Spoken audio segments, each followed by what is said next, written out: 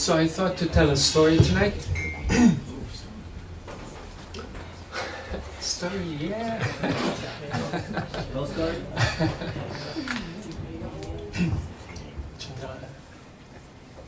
So, Puranas are these. Puranas are records of old stories, and these are all wisdom stories. So something is there to be learned from these stories. And I'm going to give. There are two characters involved here. Actually, 8, but 2 are most important. And these 2, I'm going to give fictitious names, just because they have these very complicated Sanskrit names. Okay. The palanquin carrier, I'm going to call him. No, Michael. I'll call him Michael. And the king, I'll call him. What should we call a king? The king. Bill. Bill. All right, that sounds very ridiculous for a king. I like that. Bill. Okay. Bill and Michael. All right. So, well, kings used to enjoy great opulences, and similarly, Mr. Michael. Bill. He. Whenever he needed to go somewhere, he wouldn't walk. He would have people carry him, and he would have a palanquin, and he would sit on the palanquin, and the palanquin wouldn't be carried by horses or animals, but by humans. That was sort of like, that's how kings would set the standard of their opulence. I can have people carrying humans. I can have humans carrying me. So Bill, like this, had the humans carrying him around on a palanquin. And so on this particular trip, Bill was carried for quite some distance. So the carriers got tired. And so on the road, they met this one guy who was young, strong, big body, strongly built like this. And appeared to be, well, I guess I'll just use the plain English word, dumb. It didn't seem quite consciously developed. He looked somewhat consciously stunted. So perfect. Perfect for, Bill thought, for my palanquin carrier. So they got him to carry the palanquin together with the other guys. And as soon as they took off, the palanquin was sort of... yeah, it wasn't. What's a good word, English word for it? Smooth. Yeah. What's the opposite of smooth? Like jumpy. Bumpy. Okay. So the ride for King Bill was not smooth at all. It was quite bumpy. And immediately poked his head out and addressed his carriers, being very angry, as this is another sign of a false ego, proud false ego-based individual. Says, "What are you guys doing? I'm going to punish you," because he thought, "I'm a king, I'm powerful, I can do that, I can just punish you." And they were very much afraid. And bear this in mind, I mean, kings used to be nasty at times. Like, for example, if a king would receive a bad news, he would sometimes execute the... Don't kill the messenger. Yeah, that's exactly what he would do. He would kill the carrier, the messenger. So these people were, these were the days. Would sometimes abuse their power like this. So the carriers of the palanquin were quite afraid. They all pointed fingers to the new guy. It's not us, it's the new guy. Michael. It's Michael. It's not us. He's just, the way he walks is, because you see Michael, they couldn't understand, but Michael was described to be like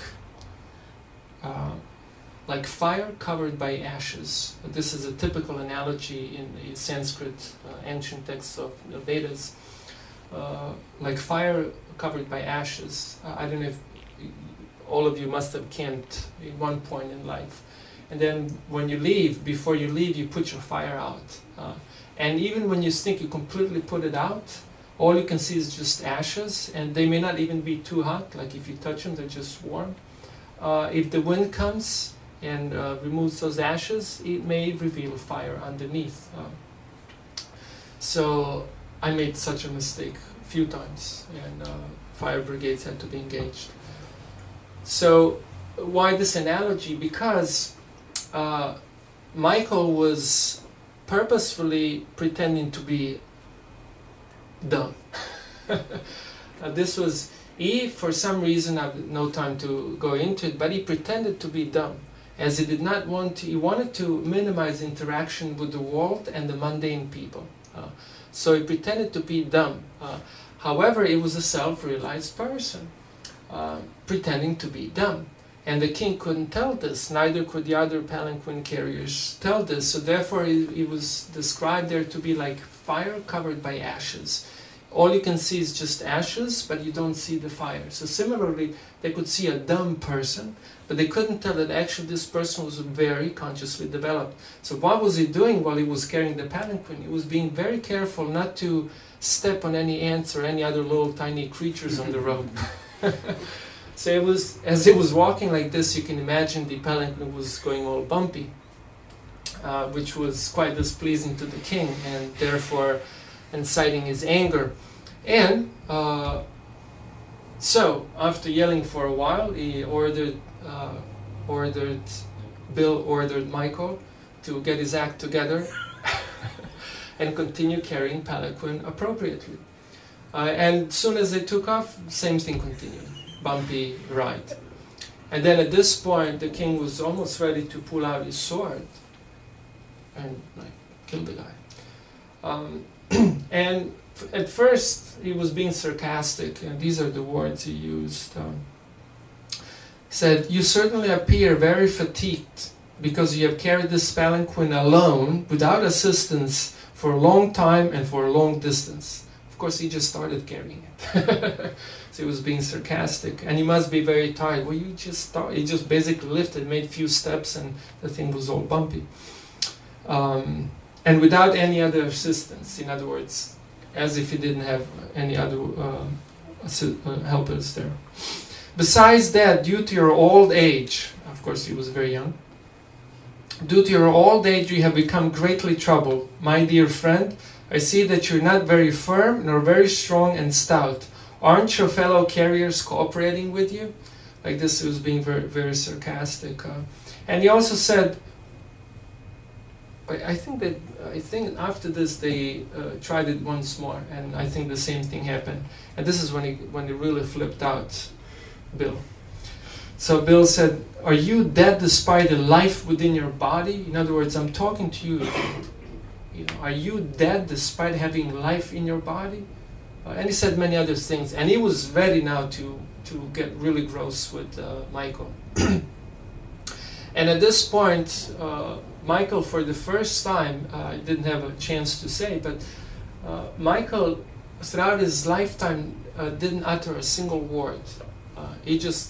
That was his resolve. He was basically functioning in this world while being in samadhi, which is deep absorption.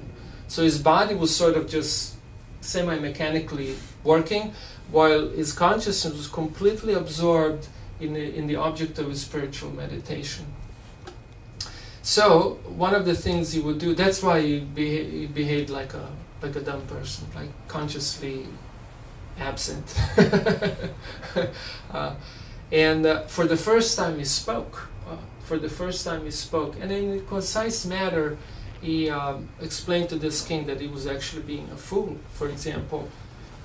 And he was being very gentle. Michael was being very gentle. And he addressed all these points that the king told him. For example, king told him that your body appears to be weak. And you appear to be weak, meaning being sarcastic. But Michael said, "No, I'm not weak or strong. This refers to my body. My body might be weak or might be strong. My body might be young or old. My body might be beautiful or ugly. My nose might be short or long." Like this. All these things, they apply to the body. They don't apply to me. My body might be intelligent or might not be intelligent, but not me. That has nothing to do with me. This is just my body. I'm different from this body. And then he said, "Are you?" Then he addressed the thing that the King Bill said, "Are you dead despite the life within your body?"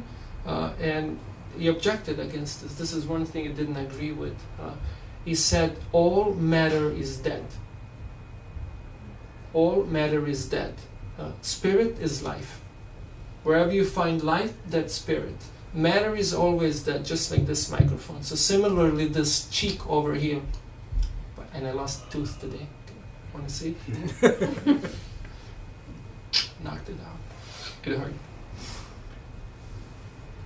And I'm looking at the tooth, it's just dead matter. Don't worry, I'll put it back in. Didn't have time, happened shortly before the launch.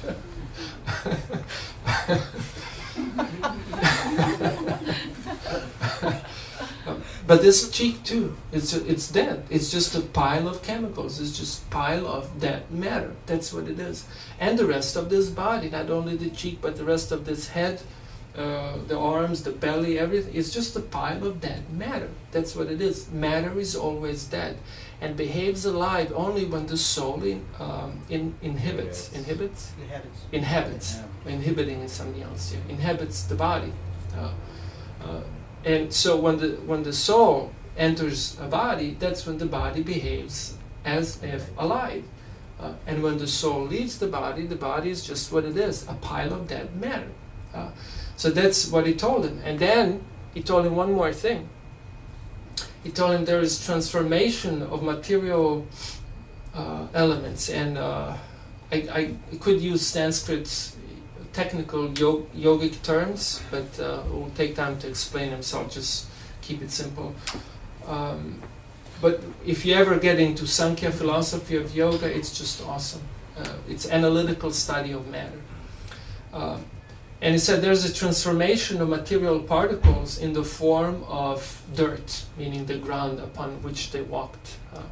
And there is transformation of the very same material particles that make up the bodies of the carriers of the palanquin. And then those very same elements form the palanquin. And then on that palanquin there's yet another transformation of the very same particles that we happen to call Bill at this point in time. And yet this Bill thinks he's very important. Then when Bill heard all this, of course, this was happening during the times of when India was very spiritually cultured. So even people who were ignorant consciously, by education, they were still in knowledge. Because there is this dichotomy. Often we know something, but then psychologically we sort of don't know it. Like we know one thing and yet act against it. That's because knowledge appears to us on several different levels. So at least the king had at least superficial education where he knew about these values, but consciously himself did not really have those teachings alive.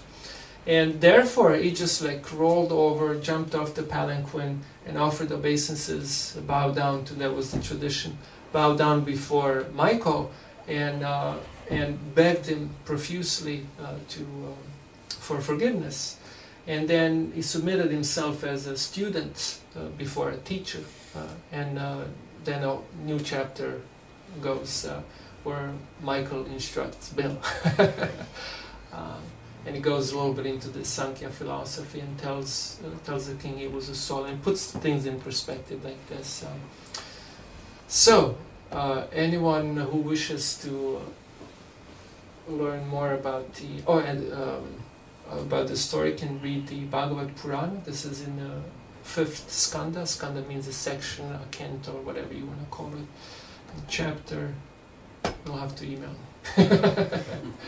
I think it's like 5th or no, must be more like 8th chapter. All right. So, how did you like the story? Was it any good?